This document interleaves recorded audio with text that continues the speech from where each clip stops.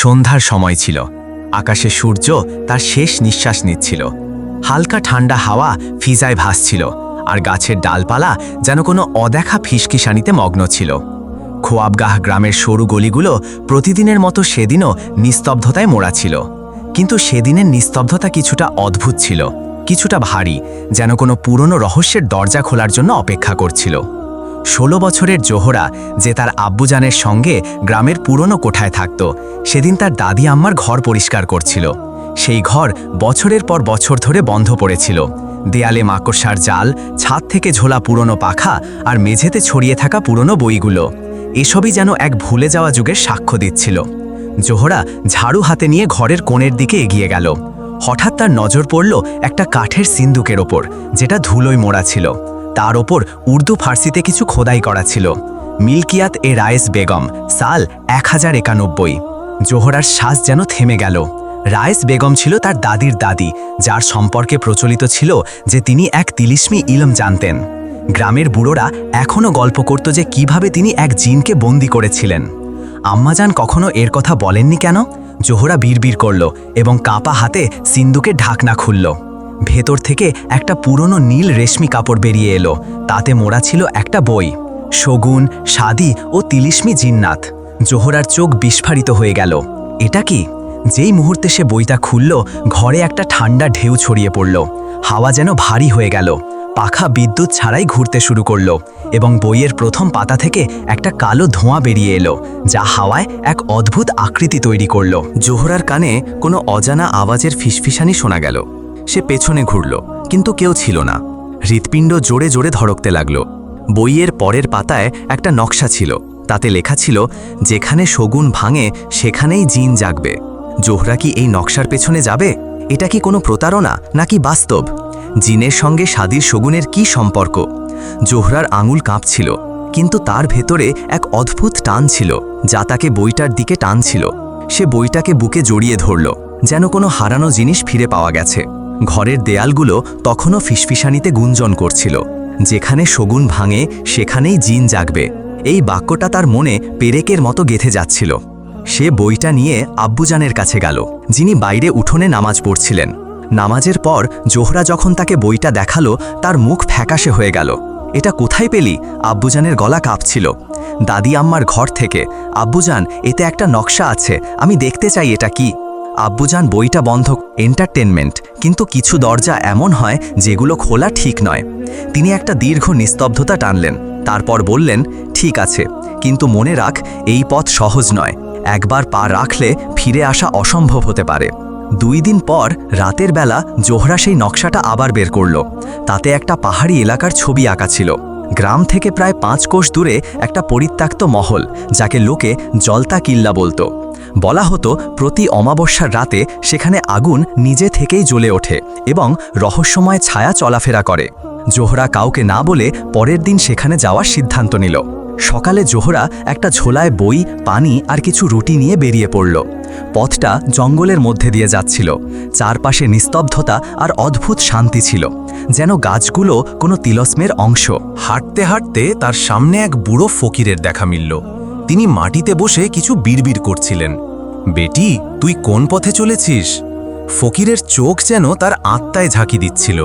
আমি জলতা কিল্লার দিকে যাচ্ছি, জোহরা বলল। বুড়ো ফকির হাসল, কিন্তু তার হাসিতে এক অদ্ভুত ভয় ছিল। তারপর বলল, কান খুলে শোন, সেখানে শগুন ভাঙে, আর যখন শগুন ভাঙে জিন জাগে। তুই কি জানিস তোর নামের মানে? জোহরা অবাক হল। জোহরা মানে তারা, আর প্রতিটি তারাকে জিন চেনে। তুই নির্বাচিত। জোহরা কিছু বলতে যাচ্ছিল, কিন্তু বুড়ো ফকির হঠাৎ অদৃশ্য হয়ে গেল। হাওয়ায় তার অস্তিত্ব যেন গলে গেল। জোহরা যখন জলতা কিল্লার কাছে পৌঁছালো, তখন সূর্য ডুবে গিয়েছিল। মহলের চারপাশে কাঁটা ঝোপছিল এবং ভেতর থেকে কারো চলার শব্দ আসছিল, কিন্তু কেউ দৃশ্যমান ছিল না। সে দেয়াল টপকে ভেতরে ঢুকল। মহলের ভেতরে একটা বড় হল ছিল। তার ছাদে মরচে পড়া ঝাড়বাতি ঝুলছিল। মাটিতে ছাই ছড়ানো ছিল এবং দেয়ালে কিছু ছবি আঁকা ছিল। একটা ছবিতে একটা মেয়ে ছিল, হুবহু জোহরার মতো। জোহরার হৃৎপিণ্ড ধক করে উঠল। এটা আমি? এটা কিভাবে সম্ভব? ঠিক তখনই একটা আওয়াজ গুঞ্জে উঠল, তুই এসে গেছিস। জোহরা পেছনে তাকালো। এক বোরখাওয়ালি নারী দাঁড়িয়েছিল, যার চোখ অদ্ভুত নীল আলোয় ডুবেছিল। আপনি কে? জোহরা পিছিয়ে যেতে যেতে বলল। আমি তোর নানির নানি, রায়েস বেগম। আমি তোকে ডেকেছি। মহলের সেই নির্জন হলে, জলা দেয়াল আর ছাইয়ে ভরা মেঝেতে জোহরা আর সেই রহস্যময় বোরখাওয়ালি নারী মুখামুখি দাঁড়িয়েছিল। আমি রায়েস বেগম, তোর রক্তে আমার রক্ত বইছে, তিনি বললেন। তার গলা বরফের মতো ঠান্ডা, কিন্তু হৃদয়ে গেঁথে যাওয়ার মতো ছিল। কিন্তু আপনি তো? জোহরার জিভ আটকে গেল। আপনি তো শতাব্দী আগে। এখানে সময়ের কোনো মানে নেই বাচ্চা। আমি এক জিনের সঙ্গে একটা মুয়াদা করেছিলাম। কেন? রায়েস বেগম গভীর নিঃশ্বাস নিলেন। সেই সময় আমার বিয়ে ঠিক হয়েছিল এক নবাবজাদার সঙ্গে, কিন্তু সেই বিয়ের ওপর একটা ছায়া ছিল, এক জিনের, যে আমাদের বংশের সঙ্গে জড়িত। সে এক শর্ত দিয়েছিল, আমাদের প্রতি সপ্তম কন্যার বিয়ে হতে পারবে না। যদি হয় তবে সেই জিন তাকে নিয়ে যাবে। জোহরার হাত থেকে বইটা পড়ে গেল। তাহলে আমার বিয়ে হতে পারবে না? না, রায়েস বেগম ধীরে বললেন, কারণ তুই সপ্তমী। জোহরার মুখ ফ্যাকাশে হয়ে গেল। তাহলে এখন কি হবে? যদি তুই এই তিলেস্ম ভাঙতে চাস তবে তোকে 3টে পরীক্ষা দিতে হবে, রায়েস বেগম বললেন। প্রতিটি পরীক্ষা সেই জিনের আধিপত্যের এক একটা অংশের সঙ্গে জড়িত। সেই জিন কে? জামরুদ, দোজখের দরবান। সে শুধু আগুন দিয়ে তৈরি নয়, সে এমন সময়ও দেখতে পায় যা এখনো আসেনি। জোহরার শ্বাস থেমে গেল। প্রথম পরীক্ষাটা তোকে আজ রাতেই দিতে হবে, রায়েস বেগম বললেন। কি করতে হবে? এই মহলের তহখানায় যা, সেখানে একটা দরজা আছে যার ওপর লেখা আছে সুবুতে ইনসানিয়াত। যদি তুই সেই দরজা খুলতে পারিস তবে বুঝবি তুই এই তিলেস্মে প্রথম পা রেখেছিস। জোহরা তার ঝুলা থেকে দিয়া বের করল এবং মহলের সিঁড়ি দিয়ে নামতে লাগল। প্রতিটি পদক্ষেপে যেন মাটি কাঁপছিল। নিচে একটা বড় দরজা ছিল, যার ওপর তামার অক্ষরে লেখা ছিল সুবুতে ইনসানিয়াত, যে মানুষ কিন্তু অন্যের জন্য বাঁচে। দরজা খুলল না। হঠাৎ দেয়াল থেকে একটা আওয়াজ গুঞ্জে উঠল। তুই কি একজন অপরিচিতের জন্য নিজের জীবন দিতে পারবি? জোহরা কেঁপে উঠল। সে বুঝল এই দরজা কথায় নয়, নিয়তে খুলবে। সে তার হাতের তালু কেটে দরজায় রাখল। ঝন ঝন করে দরজা খুলে গেল। ভেতরে অন্ধকার ছিল, কিন্তু মেঝেতে একটা বাচ্চা বাঁধা পড়েছিল। পাশে একটা কোটরিতে বিষ রাখা ছিল। যদি তুই বিষ পান করিস এই বাচ্চা বাঁচবে, নইলে তোরা দুজনেই মরবি। জোহরা কাঁপল, কিন্তু এক মুহূর্ত নষ্ট না করে কোটরিটা তুলে নিল। থাম, রাইস বেগমের গলা গুঞ্জে উঠল। এটা ছিল পরীক্ষা, আর তুই পাশ করেছিস। বাচ্চাটা অদৃশ্য হয়ে গেল। বিষ পানিতে পরিণত হলো এবং দরজার ওপারে আরেকটা নকশা খুলে গেল। জোহরা এবার দ্বিতীয় তলার দিকে এগিয়ে গেল। নকশাটা তাকে একটা পুরনো জলকুণ্ডের দিকে নিয়ে গেল। সেখানে পানি তখনও ফুটছিল, যেন তাতে আগুন জ্বলছিল। এটাই জামরুদের প্রথম ঝলকের পথ, রাইস বেগম বললেন। জোহরা জলকুণ্ডে তাকালো এবং পানিতে একটা ছায়া দেখা গেল, শিংওয়ালা, আগুনে ঘেরা, চোখ অঙ্গারের মতো। তুই এসে গেছিস, জিনের গলা গুঞ্জে উঠল। এখন হয় তোর শগুন ভাঙবে, নয়তো আমার ইলম। জামরুদের ছায়া জলকুণ্ডের পানি থেকে বেরিয়ে এলো। তার পদক্ষেপে মাটি কাঁপতে লাগলো এবং আকাশে কালো মেঘ ঘনিয়ে এলো। হাওয়া চিৎকার করতে লাগলো, যেন মহলের দেয়ালগুলো নিজেই তাকে ভয় পাচ্ছিল। জোহরার চোখ সেই জ্বলন্ত জিনের দিকে তাকিয়েছিল, কিন্তু তার পা যেন মাটিতে গেঁথে গিয়েছিল। তুই মানুষ, কিন্তু তোর সাহস তোর আত্মার নয়, তোর বংশের।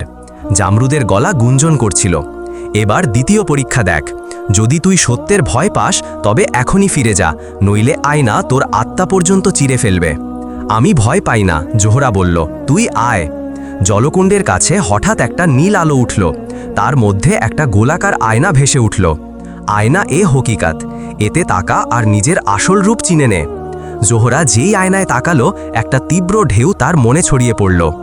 আয়নায় তাকে দেখা গেল একটা সোনালী মণ্ডপে, ফুলে সাজানো এক দুলহা দাঁড়িয়ে আছে, কিন্তু দুলহনের মুখ জ্বলছে আর সে চিৎকার করছে, জোহরা পালা, জিন এসে গেছে। তারপর ছবি বদলে গেল। জোহরা একটা উঁচু মঞ্চে বাঁধা, আর নিচে জামরুদ হাসছে। তুই বাঁচবি না, তোর শগুন আমার। জোহরা পিছিয়ে যেতে লাগলো, চোখ ভিজে এলো। কিন্তু তখনই আয়নায় আরেকটা ছবি উঠল, রায়েস বেগম, হাতে বই নিয়ে শিকলে বাঁধা। তুই ভয় পাস না জোহরা, তুই শগুন নয়, তুই মুকদ্দর। আয়না হঠাৎ ফেটে গেল। চারদিকে তীব্র আলো ছড়িয়ে পড়ল, আর জামরুদের চিৎকার শোনা গেল, না, সে আয়না পার করে ফেলেছে। জোহরা অজ্ঞান হয়ে গেল। যখন তার জ্ঞান ফিরল, সে একটা পরিত্যক্ত কবরস্থানে ছিল। চারপাশে তিলস্মি পাথর আর ভাঙা কবর। পাশে রাইস বেগম দাঁড়িয়েছিলেন। আখেরি পরীক্ষা, যদি তুই এটা পার করিস তবে জামরুদের আধিপত্য শেষ হয়ে যাবে। কি করতে হবে? জোহরা জিজ্ঞাসা করল। একটা কবর খুঁড়তে হবে, সেই কবরে তোর ভয়কে দাফন করতে হবে। জোহরা কোদাল তুলে নিল, কিন্তু মাটি শক্ত ছিল। প্রতিবার যখন সে মাটি সরাতো, নিচ থেকে আগুন বের হতো, যেন মাটি নিজেই তাকে আটকে রাখতে চাইছিল। হঠাৎ তার সামনে তার মায়ের ছবি উঠল। জোহরা, আমার মেয়ে, তুই আমার শগুন, ভয় পাস না। চোখে অশ্রু ঝরল। সে শেষবারের মতো জোরে মাটি ফাড়ল, আর একটা ছোট সিন্দুক বেরিয়ে এলো। সিন্দুকে শুধু একটা কাগজ ছিল। তুই ভয় নয়, তুই সেই আলো যে অন্ধকার গিলে ফেলে। জোহরা যেই কাগজটা পড়ল, পুরো কবরস্থান সোনালি আলোয় নিয়ে গেল। হাওয়ার ফিসফিসানি থেমে গেল, আর মাটি কাঁপতে লাগল। জামরুদের চিৎকার আকাশে পৌঁছল। সে 3টি পরীক্ষাই পার করে ফেলেছে, এখন আমার সময় শেষ। কবরস্থানের মাটি ঠান্ডা হয়ে গিয়েছিল। জামরুদের চিৎকার মিলিয়ে গেল, কিন্তু তার ছায়া তখনও আকাশে ঘুরছিল, ভাঙতে ভাঙতে, কিন্তু পুরোপুরি মুছে যায়নি। রায়েস বেগম জোহরার কাছে এলেন। তার মুখে এক অদ্ভুত নরম ভাব আর ক্লান্তি ছিল। এখন আখেরি দরজা খুলবে, কিন্তু একটা মূল্য দিতে হবে। মূল্য? জোহরার আত্মা কেঁপে উঠল। হ্যাঁ। রায়েস বেগম বইয়ের শেষ পাতা খুললেন। তাতে একটা দোয়া লেখা ছিল, আর নিচে একটা শর্ত। যে জিনকে জাগিয়েছে সেই তাকে ঘুম পাড়াতে পারে। এর মানে? জোহরা ধীরে জিজ্ঞাসা করল। এর মানে আমি সেই দরজা বন্ধ করতে পারি, চিরতরে। জোহরা পিছিয়ে গেল। না, আপনি যেতে পারেন না। রায়েস বেগম মুচকি হাসলেন। আমি তো আগেই একটা ছায়া, শুধু এই জন্য থেকেছিলাম যে তোকে পূর্ণ করতে পারি। এখন তুই পূর্ণ। তিনি এগিয়ে গেলেন এবং মহলের দিকে ইশারা করলেন। সেখানে একটা সোনালি দরজা উঠল, যার চারপাশে অঙ্গারের শিখা ছিল। তার উপর লেখা ছিল, বন্ধ কর সেই পথ যা অন্ধকারের দিকে খোলে। রায়েস বেগম বইটা খুলে দোয়া পড়তে শুরু করলেন। প্রতিটি শব্দের সঙ্গে শিখাগুলো ঠান্ডা হতে লাগল। জিনের ছায়া চিৎকার করতে লাগল, না, তুই আমাকে বাঁধতে পারবি না, তুই একটা ছায়া। কিন্তু রায়েস বেগম তখন আলো হয়ে গিয়েছিলেন। তিনি বইটা দরজায় ছুঁড়ে দিলেন, এবং শেষ শব্দটি বলার সঙ্গে সঙ্গে বুম করে দরজা ফেটে গেল। জামরুদের ছায়া ছাই হয়ে উড়ে গেল। জোহরা কাঁদতে কাঁদতে মাটিতে বসে পড়ল। আকাশ পরিষ্কার হয়ে গেল, এবং হাওয়ায় একটা নরম ফিসফিসানি গুঞ্জে উঠল। আমি যাইনি, শুধু একটা অংশে রূপান্তরিত হয়েছি। যখনই তুই দোয়া করবি, আমি সেখানেই থাকব। কয়েক মাস পর গ্রামের মসজিদ আবার আলোকিত ছিল। প্রতিটি গলি সাজানো হয়েছিল। আজ জোহরার বিয়ে ছিল, একটা সাধারণ কিন্তু আধ্যাত্মিক মজলিস, যেখানে ফুলের চেয়ে দৃষ্টিতে দোয়া বেসেছিল। মৌলভী সাহেব যখন জোহরাকে জিজ্ঞাসা করলেন, আপনি কি এই বিয়ে কবুল করেন, তখন তার আত্মা থেকে আওয়াজ এলো, কবুল আছে। যে শগুন পুরুষানুক্রমে ভেঙে গিয়েছিল সেটা আজ পূর্ণ হলো। কিন্তু রাত যখন গভীর হলো এবং চাঁদ আকাশে উঠল, জোহরার জানালা দিয়ে একটা হালকা নীল আলো ঢুকল, এবং বরফের মতো ঠান্ডা হাওয়ার সঙ্গে একটা শব্দ গুঞ্জে উঠল, এখন তোর প্রকৃত সফর শুরু হচ্ছে। 7 বছর কেটে গিয়েছিল। জোহরা এখন একজন মা। তার মেয়ে শাহেরা 7 বছরের হয়ে গিয়েছিল। সে গম্ভীর, কিন্তু চোখে সেই চমক ছিল যা একসময় জোহরার ছিল। গ্রাম এখন পুরোপুরি বদলে গিয়েছিল। জিনের কোনো চিহ্ন ছিল না। হাওয়া শান্তিতে বইত, আর মসজিদের আজান দূর পর্যন্ত যেত। কিন্তু সেদিন ছিল বর্ষার প্রথম রাত। হাওয়ায় সেই ফিসফিসানি ফিরে এসেছিল, ঠান্ডা আর চেনা। জোহরা শাহেরাকে ঘুম পাড়িয়ে রান্নাঘরে গিয়েছিল, কিন্তু ফিরে এসে দেখল শাহেরা মেঝেতে বসে আছে, হাতে সেই পুরনো বইটা। জোহরার হৃৎপিণ্ড কেঁপে উঠল। এটা তুই কোথায় পেলি? সে আতঙ্কিত হয়ে জিজ্ঞাসা করল। শাহেরা মুচকি হাসল। আম্মি, এটা তো আলমারির পেছন থেকে বেরিয়েছে, এতে আমার ছবি আঁকা আছে। জোহরা বইটার দিকে ঝাঁপিয়ে পড়ল, কিন্তু পাতাগুলো নিজে থেকেই পাল্টাতে লাগল। একটা পাতা মাঝখানে থেমে গেল, আর সোনালি আলোয় তাতে শব্দ উঠল।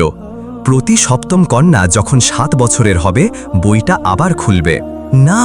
জোহরার চিৎকার বেরিয়ে এলো, কিন্তু ততক্ষণে অনেক দেরি হয়ে গিয়েছিল। শাহেরা এখন বইয়ের ঠিক মাঝখানে দাঁড়িয়েছিল। তার চারপাশে নীল ধোঁয়া ঘুরছিল। বইটা এখন হাওয়ায় ভাসতে লাগল, আর তারপর একটা নতুন আওয়াজ গুঞ্জে উঠল, কিন্তু এটা জামরুদের ছিল না। আমি আল হজর, জামরুদের উত্তরাধিকারী, এখন আমার পালা। বইটা বন্ধ হয়ে গেল, কিন্তু শাহেরার চোখ আর আগের মতো ছিল না। তাতে একটা তিলস্বনে নেমে এসেছিল, যেন সে কোনো মাসুম বাচ্চা নয়, বরং একটা দরজা। জোহরা সেই রাত নিশ্চুপ বসে রইল, অন্ধকারে। সে এখন একটা সিদ্ধান্ত নিয়ে ফেলেছিল, আমি এবার আর সেই ভুল করব না। সে বইটা তুলে নিল এবং সাহেরার কপালে রক্ত দিয়ে একটা দোয়া লিখল। তারপর আকাশের দিকে তাকালো। এখন খেল শুরু হচ্ছে, কিন্তু এবার আমার মেয়ে একা নয়। কিংবা হয়তো নয়, কারণ যখনই 7 বছর পূর্ণ হয়, যখনই বইটা খোলে, তখনই একটা জিন আবার জেগে ওঠে। সেই রাতটা কিছুটা আলাদা ছিল। সাহেরার 7ম জন্মদিন ছিল, কিন্তু আকাশে চাঁদ পূর্ণ ছিল না, অর্ধেক ঢাকা, যেন কোনো ছায়া তাকে ঘিরে রেখেছিল। জোহরা সারা রাত জেগে তার মেয়ের পাহারা দিল, কিন্তু রাতের 3য় প্রহরে সাহেরার চোখ হঠাৎ খুলে গেল। কোনো আওয়াজ ছাড়াই ঘরের জানালা নিজে থেকে খুলে গেল এবং সেখানে একটা নীল ছায়া দাঁড়িয়েছিল। তুই প্রস্তুত? সাহেরা বলল। না, শুধু বইটা তুলে নিল, যা এখন তার মনে গেঁথে গিয়েছিল। বইটা আর বন্ধ ছিল না, প্রতিটি পাতা যেন তার রক্তের সঙ্গে জড়িয়ে গিয়েছিল। ছায়াটা এগিয়ে এলো। আমি আল হজর, তোর নামের রেখা আমার হাতে ছিল, এখন আমার আত্মা তোর সঙ্গে জড়িত। জোহরা ঘরে ঢুকল, হাতে দুধের গ্লাস ছিল। নীল ছায়াটাকে দেখেই সে চিৎকার করল, থাম! কিন্তু ছায়াটা অদৃশ্য হয়ে গেল। হাওয়ায় শুধু একটা শব্দ ভাসছিল, শুরু হয়ে গেছে। সকালে জোহরা যখন আলমারির পেছনের দেয়াল স্পর্শ করল, সেখানে আর একটা দরজা খুলে গেল, যার আগে কোনো অস্তিত্ব ছিল না। দরজার পেছনে আর একটা বই রাখা ছিল, কিন্তু এই বইটা জলা মনে হচ্ছিল। কালো ধোঁয়ার দাগ আর ঝলসানো পাতা, তাতে লেখা ছিল। জোহরা কেঁপে উঠল, তাহলে আল হজরও তার বই লিখে রেখেছে। সাহেরা এখন সেই বইয়ের সঙ্গে কথা বলতে পারত। প্রতি রাতে যখন সে ঘুমাতে যেত, বইটা নিজে থেকে খুলে যেত আর পাতা থেকে ধোঁয়া বের হতো। ধোঁয়া থেকে আওয়াজ আসত, 7টা রেখা আছে, 7টা তিলিস্ম।